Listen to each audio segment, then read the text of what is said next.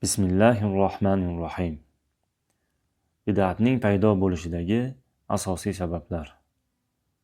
Bid'atning paydo bo'lishidagi asosiy sabablardan birinchisi din hukmlarini bilmaslikdir. Ba'zi odamlarga ibodatlardagi kamchiliklar aytilib, falon paytda namoz o'qilmaydi, falon kunlar ro'za tutish joiz emas deyilsa, men gunoh qilmayapman, ibodat qilyapman deb gapni qabul qilmasliklariga guvoh bo'lamiz. Ana shunday kishilarga Hazrati Ali va bir kishi o'rtasidagi voqea yaxshi eslatma bo'ladi. Hazrati Ali radhiyallohu anhu Eid namozidan oldin nafl namoz o'qishga chog'lanayotgan kishini bu ishdan qaytardilar. Shunda haligi kishi xalifaning gapiga emas, o'zining noqis aqliga suyanib shunday dedi: Ya Amirul Mu'minin, inni a'lamu anna Alloh ta'ala la yu'azzibu 'ala as-solah.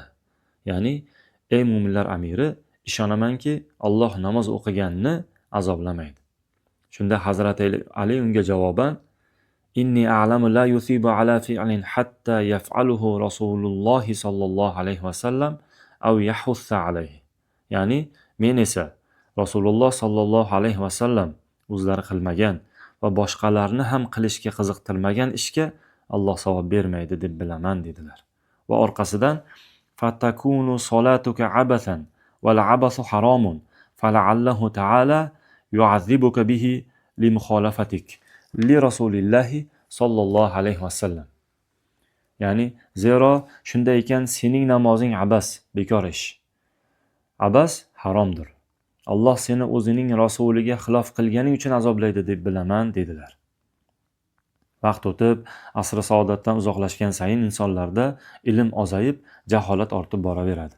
Nabiy sallallohu alayhi vasallam yana bir hadislarida sizlardan kim uzoq yashasa, ko'p ixtiloflarga guvoh bo'ladi dedilar. Imom Termiziy rivoyati. Bid'atning paydo bo'lishidagi asosiy sabablardan ikkinchisi havoyi nafsga ergashishdir. Kim Qur'on va sunnatga ergashmasa, albatta u nafsi havosiga ergashadi. Zero Alloh taolo Qur'oni Karimda agar senga javob bera olmasalar, bas bilginki, ular faqat havoyi nafslarga ergashmoqdalar xolos.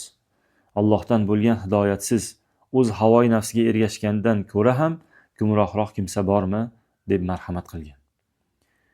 Bid'atning paydo bo'lishidagi asosiy sabablardan uchinchisi mutaassiblikdir.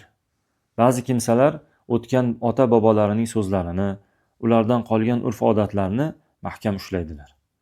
Payg'ambarimiz alayhissalom va u zotning sahobalari bu ishni qilmaganlariga e'tibor ham qilmaydilar.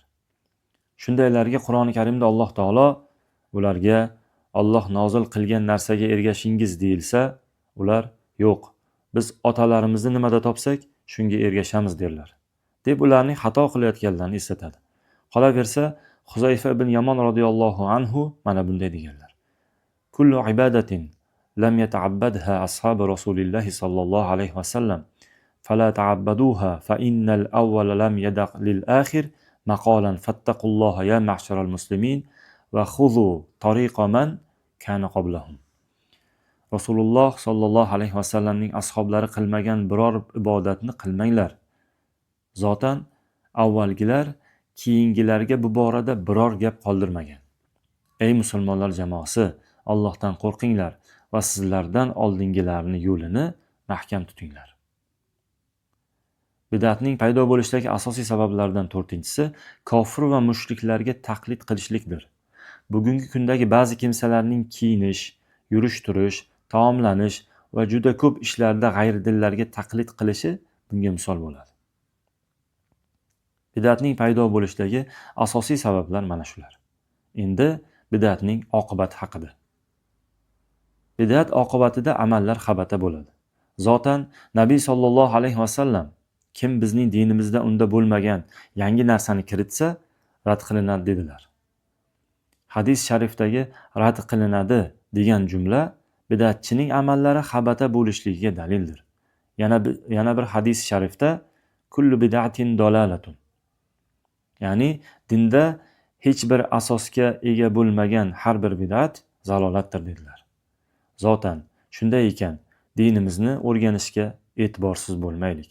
Din mavzusi o'ta nozik mavzu bo'lib, biz hammamiz dinni, kitob va sunnatni mahkam tutgan ulamo ustozlarimizdan, salafu solih ulamolarni yo'llaridan og'ishmagan ustozlarimizdan bilmaganlarimizni so'ragan holatda o'rganishimiz lozim bo'ladi. Tavfiq Allohdandir. Assalomu alaykum va rahmatullohi va barakatuh.